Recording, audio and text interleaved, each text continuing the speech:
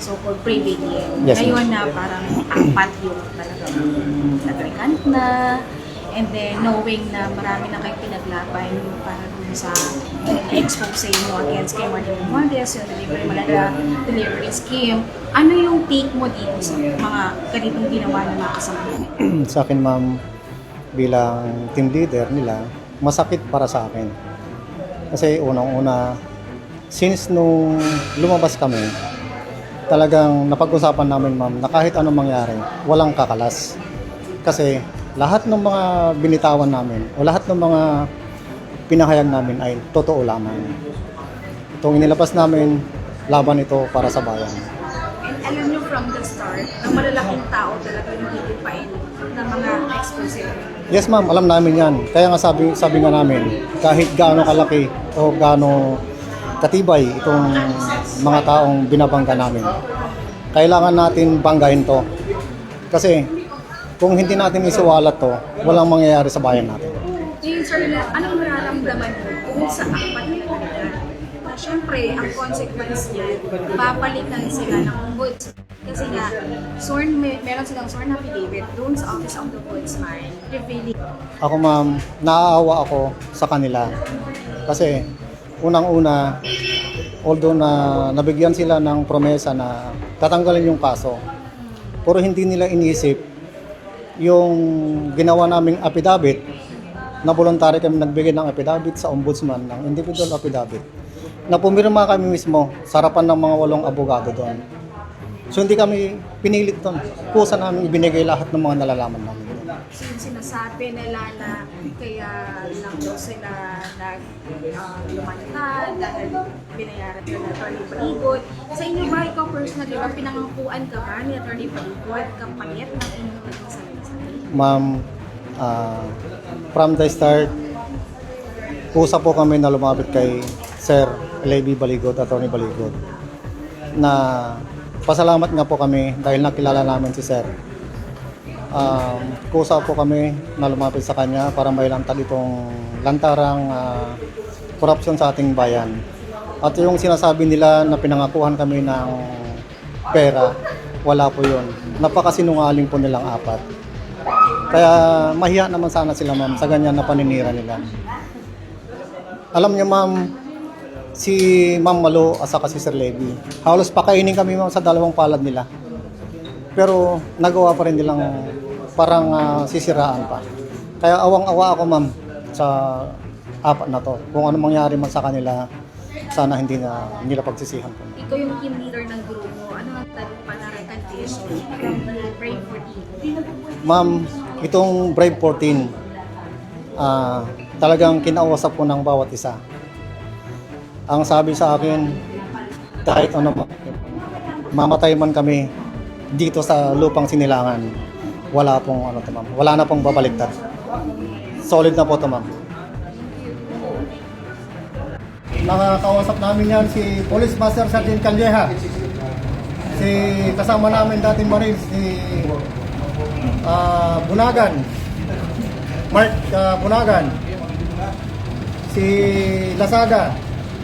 Yan yung mga kumukontak sa amin para mag-recant. At saka si Colonel Dominguez. Lahat ng mga ebidensya namin, ipapakita namin. Sir, gaano po ba katotoo ang ipinot ni Trillanes na wala na rapaso ang apat na marin na bumaliktad? Kaya po bumaliktad po mga yan. Dahil ang prinomeso sa kanila ay mawawala yung mga kaso, mabibigyan sila ng malaking halaga, at manahimik na lang sila. Yun yung mga prinomeso sa kanila ng mga sumuhol sa kanila.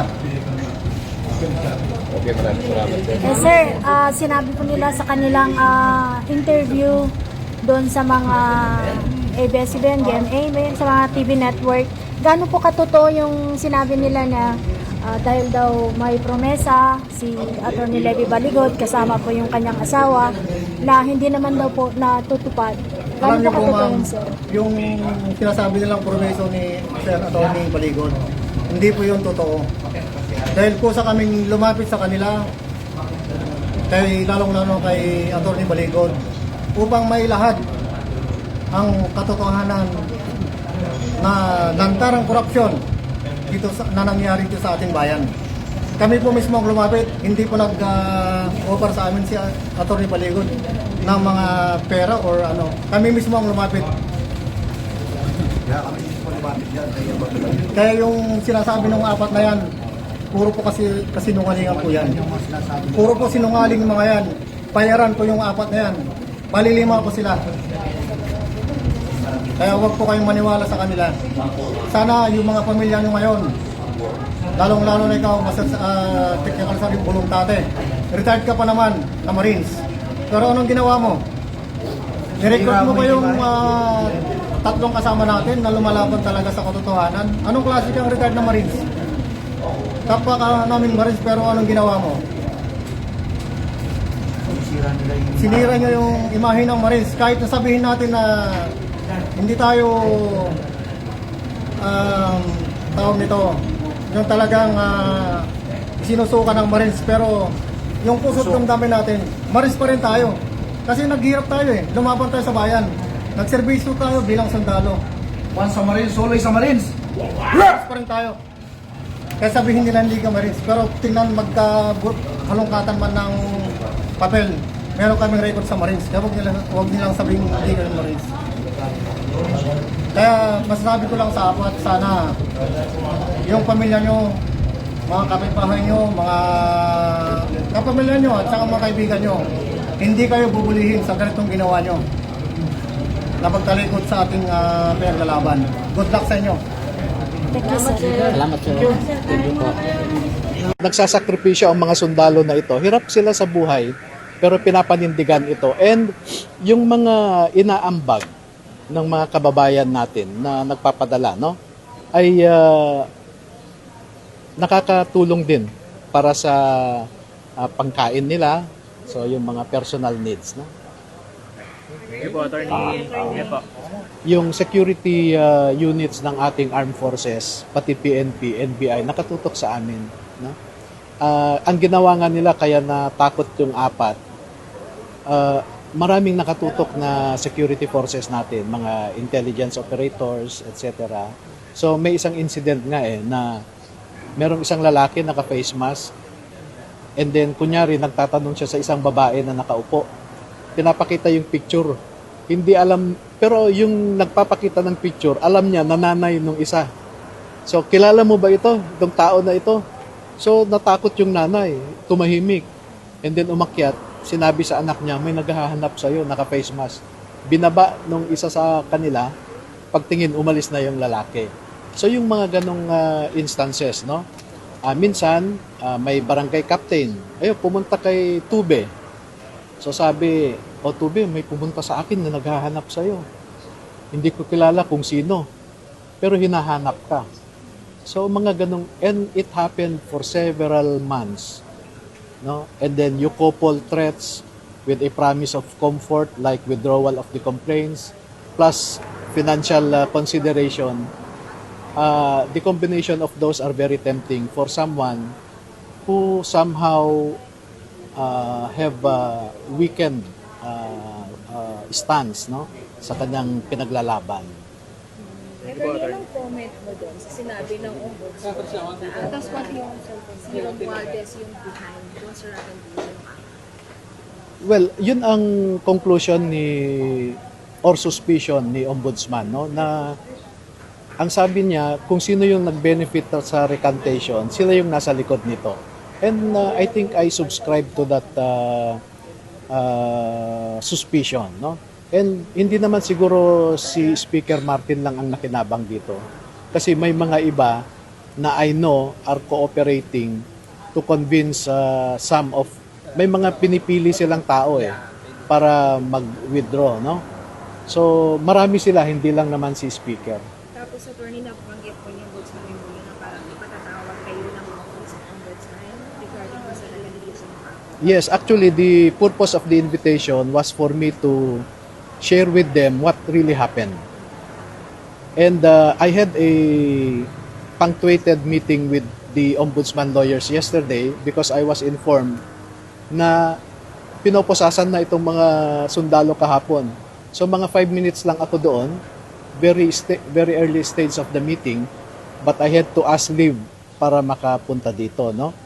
But if you notice the public announcement of the Ombudsman yesterday, sinabi niya, the lawyers, strategists, and advisors of people who are facing cases before the Office of the Ombudsman may be guilty of obstruction of justice dahil sa effort nila na mag-recant ang mga ito, no? Alam nyo, sabi nga niya, it is a desperate move because recantation is not favored by courts. So why even bother to ask these people to recant when the evidentiary value of the recantation later on will be of less weight than it would have been had they not recant, no? So, sabi nga niya, desperate. And I think there is, sa Tagalog ay tuliro kung paano nila harapin itong mga reklamo na ito. Like sa Senate, for example, Blue Ribbon Committee, ayaw nilang mag-investigate. Kasi tuliro sila how to respond with the allegations of this former Zaldico security personnel who, according to the assessment of the ombudsman lawyers, have personal knowledge of what happened because they were there. They had the reason to be there because they were security personnel of Zaldico. And what they saw were not hearsay, but they perceived what they saw through their own senses. No? Kaya ang sabi nga ng ombudsman sa kanila ay credible. Oh. And that is also one source of confusion for us because the ombudsman is saying they are credible and yet the National Prosecution Service are saying they are lying. And this is the situation where the Supreme Court in several cases had forewarned already that once a co-equal body already took jurisdiction of an issue, the other co-equal bodies should refrain already. And that is the doctrine of non-interference, no? And the doctrine of primary jurisdiction. Attorney, nabanggit niyo kagabi, may mga po ay confident na yung evidence po nito ay malakas. Well, mga text messages ito, for one, no? And pwede naman nating i-verify yan sa telco. Di ba? Second, may mga recorded conversations, although it doesn't comply with the requirements of RA 4200 to be admissible as evidence, no? But we might nonetheless let the public listen to those conversations and let those who feel that they are a party to that conversation to come out, no? So sabihin nila, ako ang kausap nung isang sundalo diyan. So in that process also, he or she will confirm na siya yung nag-aalok. Yes, at pag kinonfirm niya na siya ang nag-aalok, he or she may be liable for obstruction of justice. Attorney, ano po yung mensahe nyo sa mga nagpapakita ng suporta kahit nasa online sila? We also saw na maraming gusto mag-reach out to help. Ano po yung message nyo for that? Opo, actually noong mga ilang buwan na ito na maraming nagme-message sa akin na gusto nilang tumulong sa mga kasundalo, yung witnesses natin, no? Na kahit konting tulong lang para sa pangpamilya nila, etc. At matagal din naming ni-refuse yung mga ganon na alok. Pero nung nagkaroon ng warrants of arrest ang mga sundalo, nag-reach out sa akin ang ilang mga Facebook friends ko na, attorney, ang daming nagko-communicate sa amin na gusto nilang tumulong. At kinausap ko ang mga witnesses natin at sabi ko, I think wag din nating i-frustrate yung mga kababayan natin na gustong tumulong because they want to be parts of this advocacy, this fight against corruption. Gusto nilang makisali kahit nasa ibang bansa sila o nasa liblib na mga lugar, ay gusto nilang sumali dito sa ipinaglalaban natin. And let's not deprive them of that, shall we say, yung patriotic feeling na nakatulong sila sa pinaglalaban natin. Okay, sa sa Caloocan Court, we spent about 679,000, no? In Muntinlupa, about 20,000 lang. In San Juan, 140,000, excluding yung mga ibang fees, no, yung JDF, etc., no, research fund, etc. But dito ang malaki. So it's 1 million mahigit, no, 1,030,000 plus for this court alone. Oo. So nakapag-ipon din kami ng mga contribution galing sa iba't ibang mga kababayan natin. At again, I will take this second opportunity to thank, gusto kong magpasalamat po sa inyong lahat na kahit po talipa pa lang ang inyong negosyo, yung taga Cebu, yung taga Quezon City na nagpadala ng 1,000, ay kwan po yan, ang value po niyan ay hindi natin makukwenta sa amount. Ang value po niyan ay dahil nanggaling po sa inyong puso, no?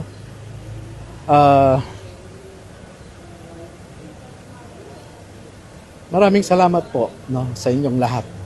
Yung mga kababayan natin na nasa ibang bansa, na ipapadala sana ninyo yan sa inyong mga pamilya na nandito sa Pilipinas, na kaya kayo nag-abroad ay para maiangat din ang buhay ng inyong pamilya.